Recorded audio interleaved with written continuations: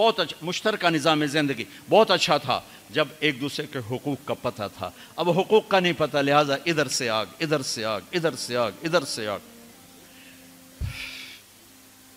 میں سر درد کا مریض ہوں، تھوڑی تھکاوٹ شروع ہو جاتا، فاقہ شروع ہو جاتا، تو میں روزے رکھنے کے لیے مری چلا جاتا ہوں کہ بھئی چلو کوئی ٹھنڈک، روزے کا لمبا ہونا اور ٹھنڈک شاید اس کو کچھ وہ بیلنس کر دیتا ہے، تو میں کچھ 3-4 روزے پھر بھی چھوٹ جاتے ہیں لیکن اکثر پورے ہو جاتے ہیں.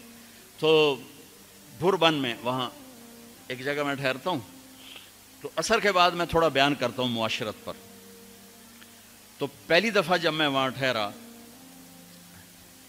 تو 8ویں دن امام مسجد کی بیوی آئی ہمارے پاس، میری بیگم کے پاس، کہ جی بیگم صاحب میں نے آپ کا اور مولانا کا شکریہ ادا کرنا ہے کہ آج میری زندگی کا پہلا ہفتہ ہے میرے خامند نے مجھے مارا نہیں. پہلا ہفتہ.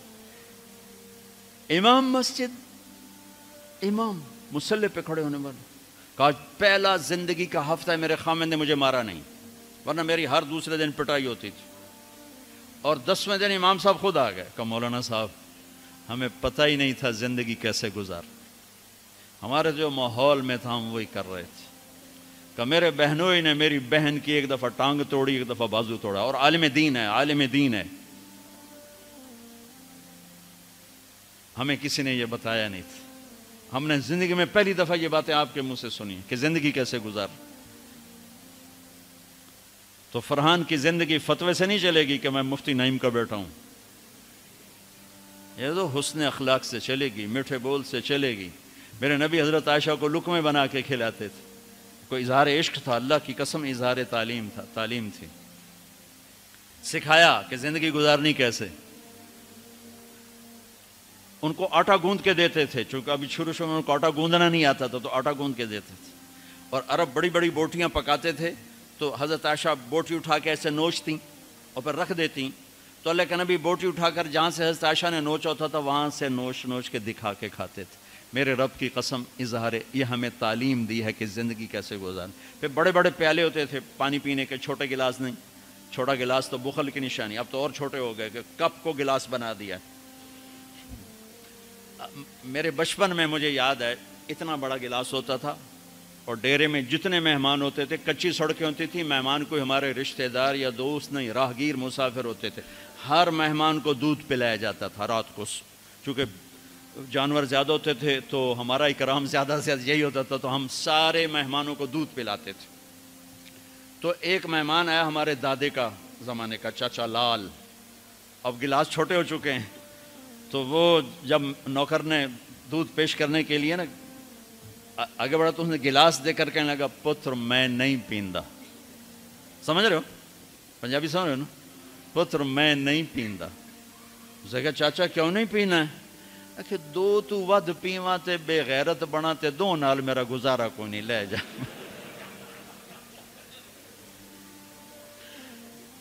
تو بخل کا زمانہ آ گیا، چھوٹی چھوٹی گلاسیں آ گئی.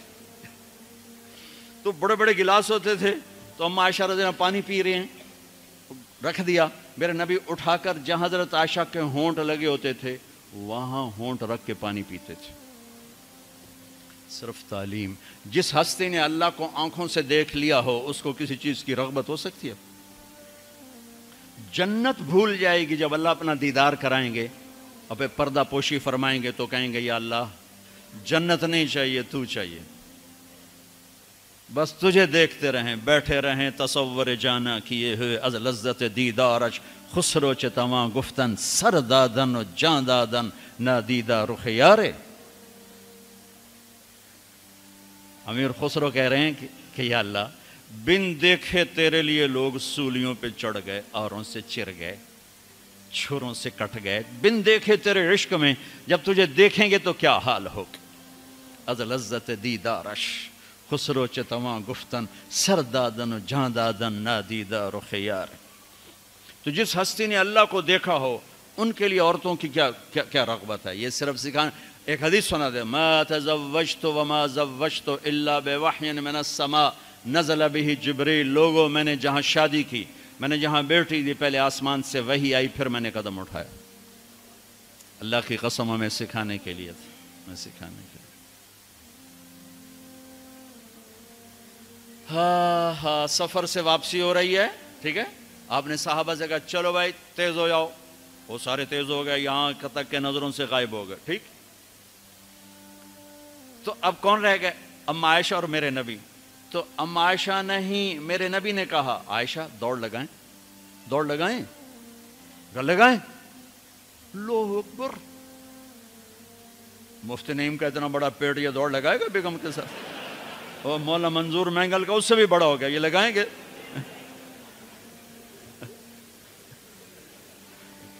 تو عائشہ دوڑ لگائیں، کہا جی لگائیں۔ تو حضرت عائشہ فرماتی میں آگے نکل گئی لیکن ابھی پیچھے رہ۔ پھر کچھ عرصہ گزر گیا، کئی سال گزر گئے، پھر ایک سفر سے واپسی ہو رہی، آپ نے کہا ہاں بھائی آگے جاؤ، وہ سارے آگے جا گئے، اجل ہو گئے۔ آپ نے کہا عائشہ دوڑ لگائیں، کہا جی لگائیں۔ تو کہا ان دنوں میں موٹی ہو گئی، تبدنت کا لفظ مجھے یاد ہے، کہ میں موٹی ہو گئی تھی۔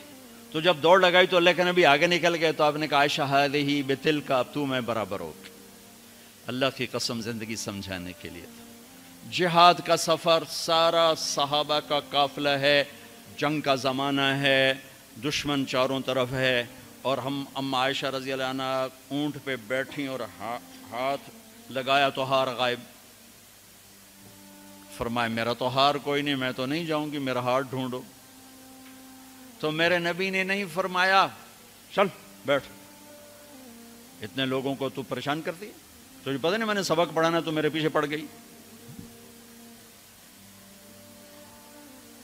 طلبہ میرا انتظار کر رہے ہیں۔ آپ نے کہا بھائی عائشہ کا ہار ڈھونڈو، سب ڈھونڈنے میں لگ گئے، شام ہو گئی، سورج چھپ گیا اور ہار نہیں ملا، اور اس کے بعد تلاش بند ہو گئی، اندھیرے میں کہاں ملے گا؟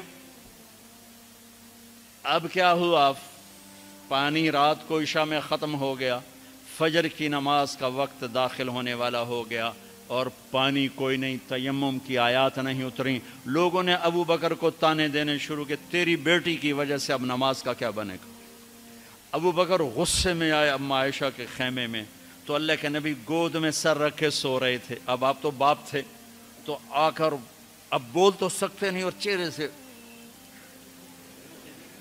دوری تیری وجہ سے ہی ہو، اور یہاں پسلی میں ماری انگلی، زور سے انگلی ماری۔ تو کہتے میں ایسے سخت ہو گئی تاکہ میرا بدن حرکت نہ کرے کہ کہیں اللہ کے نبی اٹھ نہ جائیں۔ تو چہرے سے غصے کا اظہار کر کے، اور میرے والد مرحوم جو تھے نا، وہ گالیاں بہت نکالتے تھے، ان کی بخشش کر، پنجاب کے ذمہ دار کیا تھا۔ جب میں تبلیغ میں لگ گیا تو اب وہ عادت مجھ سے شرماتے تھے، تو جب میں ہوتا تھا نا تو نوکر کو بلا کر اس کو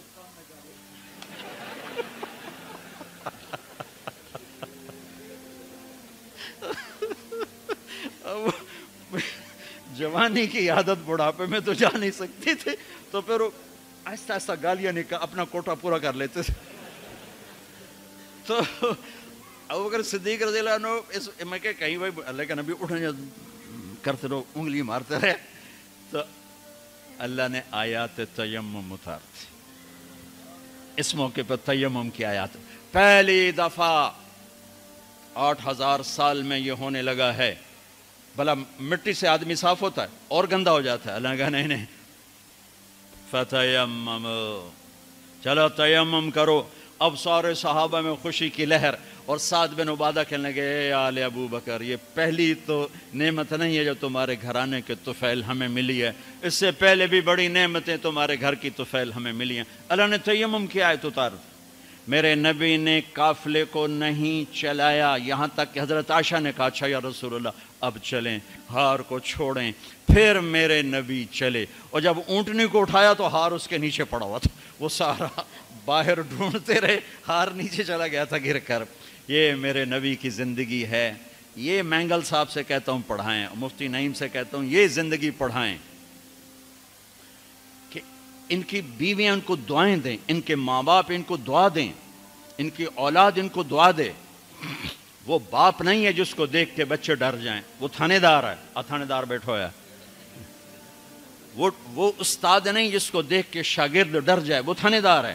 وہ خامد نہیں ہے جس کو دیکھ کے بیوی سہم جائے وہ تھانے دار ہے، خامد وہ ہے جس کو دیکھ کے بیوی خوش ہو، باپ وہ ہے جس کو دیکھ کے اولاد خوش ہو، استاد وہ ہے جس کو دیکھ کے شاگرد خوش ہو۔ اپنے مصنوعی روب جمانا کہ استاد کی ہیبت ہونی چاہیے، ارے ہیبت، محبت ہونی چاہیے، محبت سے علم منتقل ہوتا ہے، ہیبت سے نہیں ہوتا، محبت سے جا کر فریکوینسی ملتی ہے، کال ملتی ہے، اور پھر جذبات منتقل ہوتے ہیں۔ تم ہیبت بٹھانے کے چکر میں